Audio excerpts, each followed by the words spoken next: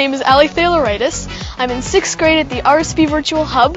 I live in Greenfield Park, Quebec, and I am very excited to be here.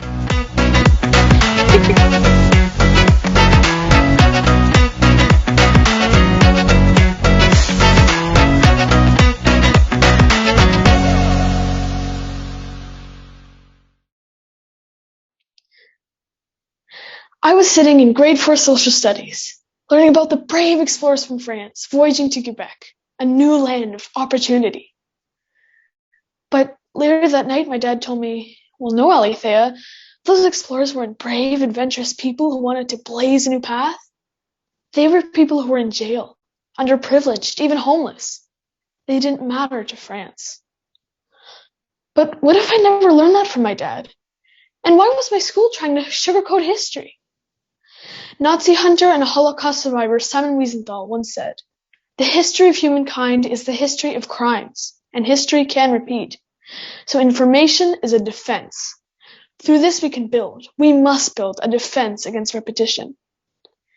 Ladies and gentlemen, judges and fellow competitors, we should make information and education for us kids our defense against repetition. The problem is, when us kids are taught watered-down versions of history, our defense is compromised. And when us kids aren't taught at all about history, our defense is gone. So we must use our defense. We must educate. At 11 years old, Malala Yousafzai witnessed the destruction of her hometown, stressed about a looming war, and was banned from going to school. In her Nobel Peace Prize acceptance speech, she said, "I had two choices. One was to remain silent and wait to be killed, and the second was to speak up and then be killed. I chose the second one. I decided to speak up." Malala spoke up around the world so girls could have their education and their voice. Speaking up and teaching others was and still is her defense. And it should be ours too. But the problem is, just like in my social studies class, watered-down history is taught to students all the time. And sometimes it's not even taught at all. Recently, a survey revealed that 51% of Canadians aged 35 to 54 were never taught about the residential schools.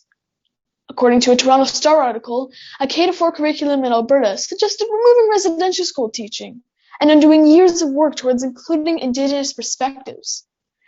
A public charter school in Utah allowed parents to withdraw their children from a Black History Month curriculum. It's as if these school systems are trying to undo the years of work and protests and reconciliation. But us kids need to learn all that history. Because if we're in the dark about the residential schools or the worst parts of Black history, then with the future in our hands, these things could repeat. If our information is gone, our defense is gone, and we can't have that. But it's hard to teach young kids about history's terrible events. On a parent-to-child level, how much information is too much? How far is too far? How can you teach us without scaring us? Well, if you're talking to a younger child, teach them what happened, but without the gory details and pictures. Once your child gets older, you can be more specific in your words and your resources. And while it will be difficult, for us kids and for you parents, we need you to teach us all about history's horrible events. Because once we know just how horrible they were, with the future in our hands, the hands of today's youth, all those history's horrible events will not repeat. Thank you.